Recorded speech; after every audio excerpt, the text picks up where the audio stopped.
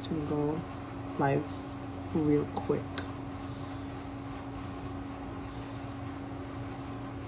It's been a long day for me. Just like a really quick live before I go to bed.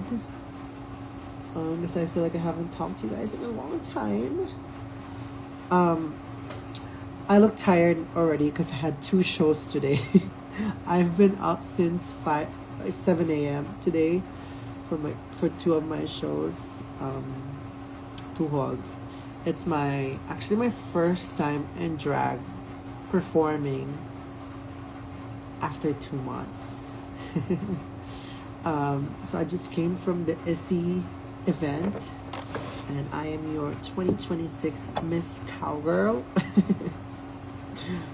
I also did a show for Sony Music Philippines earlier this evening, and then after nun dumiretso na ako sa ISI. But I've been up since 7 a.m. kasi ang tech rehearsal ko for Sony Music was 9 a.m. And then my tech rehearsals for ISI naman, my Beyonce fantasy, oh my god, that was like 11 a.m. until 2 p.m. And then I had to get in drag because the show for Sony was at 6, and then the show for ISI was at 9. So a very packed day for me. And like, what a way to come back to like performing. Hindi pa ako nag-all out sa performance, but I think I did pretty well naman today, considering I had 2 shows. So I can all out naman na, I'm allowed naman to do like strenuous activities kasi I'm at 7 weeks na. So yeah. And how am I? I'm tired. I just wanna go to sleep already. So mag-skincare na ako mabilisan.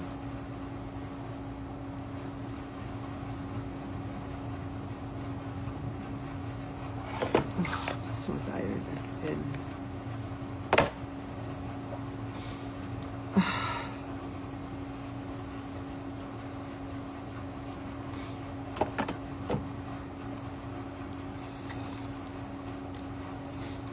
Ang saya nung ISI event. As in, fantasy, grabe yung meron akong mechanical ball sa performance ko. Like, that's like peak Cowboy Carter performance. I'm so happy na binigay nila sa akin yung fantasy na yon. And I'm happy na somehow I'm, part of the ISI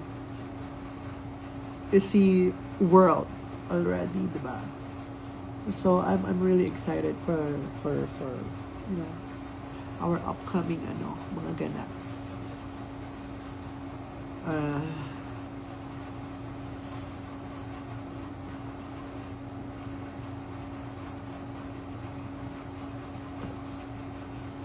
Tyrant. Yes, it's my first time performing that song. It's one of my favorite songs sa Cowboy Carter. Tyrant is like one of my favorite songs to perform. But the reason why I haven't performed it since it came out, it's because walang mechanical ball. And now, since merong mechanical ball, I was like, yup, we're gonna bring Tyrant out. Yup. So, I'm gonna post the performance once we get the camera feeds. Medyo sinisipon ako kasi binigyan nila ako ng flowers. Bigla akong nagkasipon. Stargazer. It's very pretty though. I still accepted it because they're so pretty and it's so big. It's just I'm suffering after. As in,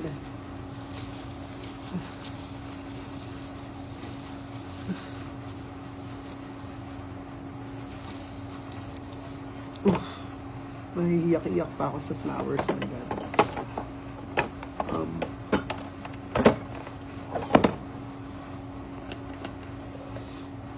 So, yung setlist ko kanina was... Ano yung setlist ko kanina? It was Yaya, Why Don't You Love Me, Diva, Tyrant, konting snippet ng Thick, and then Diva. That was the pangmalakasang set list.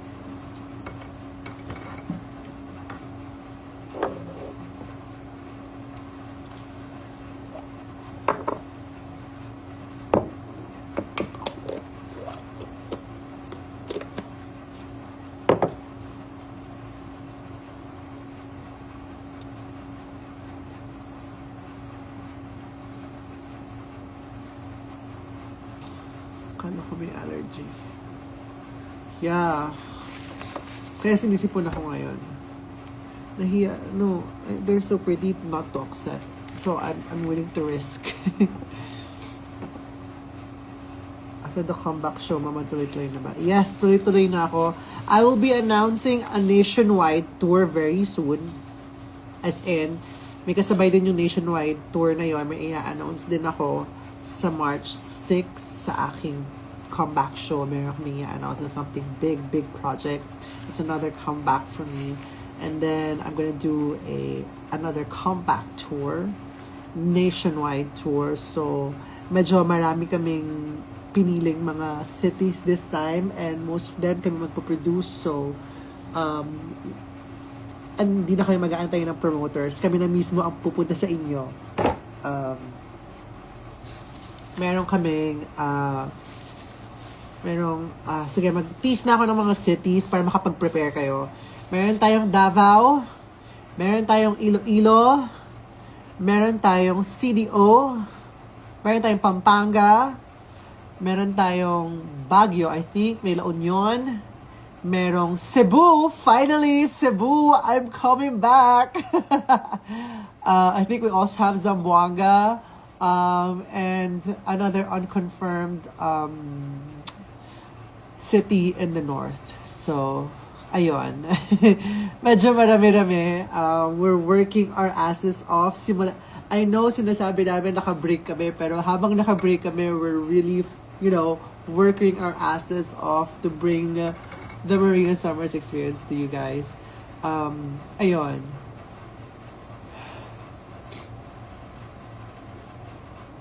Cebu, yes, we have Cebu, Pampanga. I don't know where in Pampanga yet. Boracay, sounds like a good idea to me. Yes, so meron tayong Davao, meron tayong CDO, Iloilo, Zamboanga, Cebu, La Union, Baguio, Pampanga. I'm still trying to remember. Medyo marami pa. I think. Medyo marami pa ata. O parang yun ata.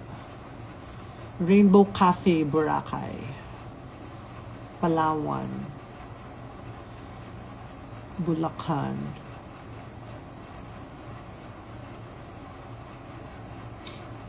Come back here in Toronto, please. I will definitely come back this year. We're just fixing our visas. Us Filipinos, we're very fortunate enough to have a Philippine passport.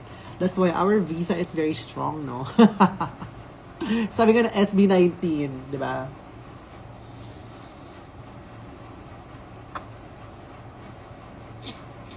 Prism, Cabanatuan, Nueva Ecija. Ganda ba dyan?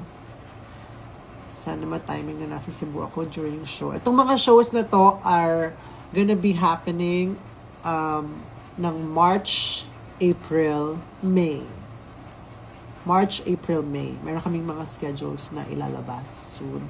Some of them are produced by the promoters and most of it are produced by us, Camp Summers. So, alagang Camp Summers kayo sa amin. So, kami na mismo ang magdadala ng drag sa inyo. Hindi na kami mag-aantay kasi, habang na nasa Philippines ako, ayoko muna kasi mag-travel abroad na may work. So, happy muna tayo dito sa Pilipinas.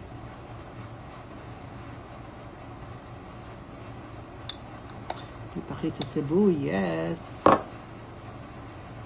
Any show in the UK? No. Yeah.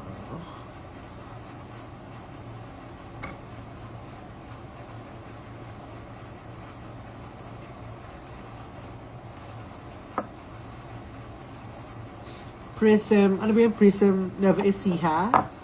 I-message nyo yung Camp Summers. Lahat ng mga may-ari ng bars, lahat ng may-ari ng mga kung ano-ano man dyan, sabihan nyo kami sa Camp Summers para let's work things out. Kami na lalapit sa inyo. Kami na. Hindi na kami mag-aantay. Marami kaming time eh.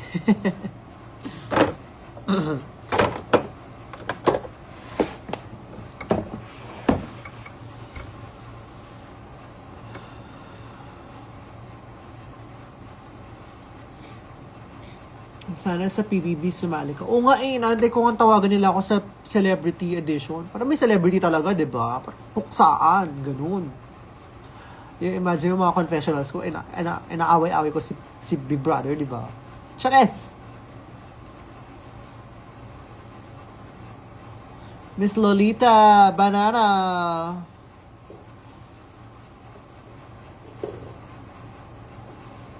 When yung po ika-comeback si Miss Gloria. Uy, malapit na. Malapit na si Miss Gloria mag-comeback. Mag-announce. May announce kami soon. Maandito si Kerwin sa Australia. Yes, alam ko. Nagpaalam sa akin. Tignan niyo yung bago niyang story, di ba? Na-spot niya pa yung pangalan ko. Charas.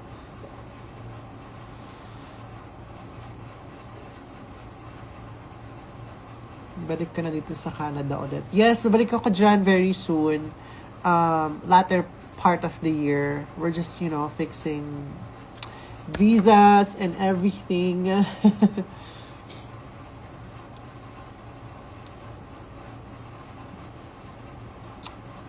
Mga 1:25 matutulog na ako. Sinaantok na talaga ako. Tapos mag-repost pa ako ng mga stories. Napakarami. Saan ang location ng show ng CDO? Sabihin mo namin soon. First performance mo po ba ulit yung AC kanina after your hiatus? Sort of. First performance ko today, but I had Sony Music before AC kasi I had 2 shows today. But today is my first time performing after Drag in the South last year, which was December 27. So it's like exactly 2 months.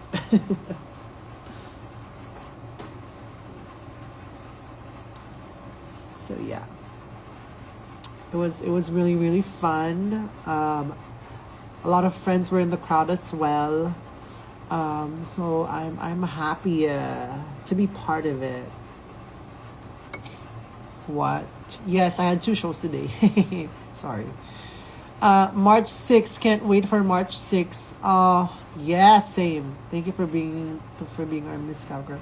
Joel, thank you so much for having us, for having me and my team. I had so much fun working with ISI team, as in, especially like sila Pao, sila Direk, everyone. I'm really, really happy. Like, sabi ko nga sa team ko, parang ito yung first time in a long time na parang every time kasi na magpa-perform ako, like guest performer ako, parang I kind of like produce everything, di ba? So, ito yung one of the first few times na I was just there as a performer and I could live my fantasy of being a performer without thinking about everything else. So, thank you so much, Issy. I'm so excited for you guys. I'm so excited for us. Solid night. Thank you. I'm happy. I'm happy that surprise performance pala ako kanina. Hindi ko alam. Oo, opening performance. As in, sabi ko, oh my God. Akala ko guest lang ako tonight. Ako pala ang event. Charot.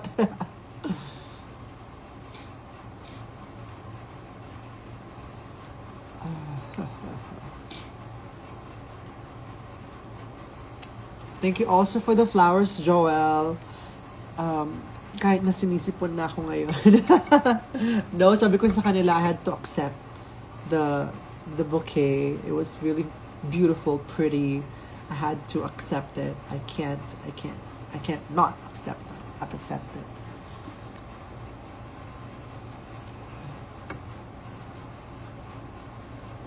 Nautok na ako.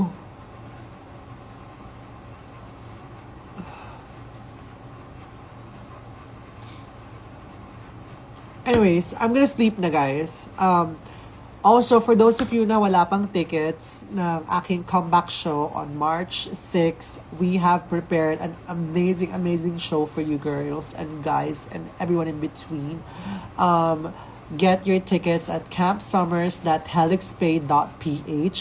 We just opened more VIP seated tickets sa ating theater area at sa ating balcony area. So make sure that you get your tickets. It's one more week. We started rehearsals already. And the numbers are going to be phenomenal. And some of them I won't be able to do here in Manila anymore. So yeah. So, sayang na lang kung hindi nyo siya makita ng live. Kasi, di ba nakita niyo, pumunta pa si Hana Besho dito, ganyan, di ba? Dami ko pinapagawang mga bagong damit for it. Excited ako sa buong aesthetic ng show. So, thank you guys. I'll see you guys very soon. Love ya.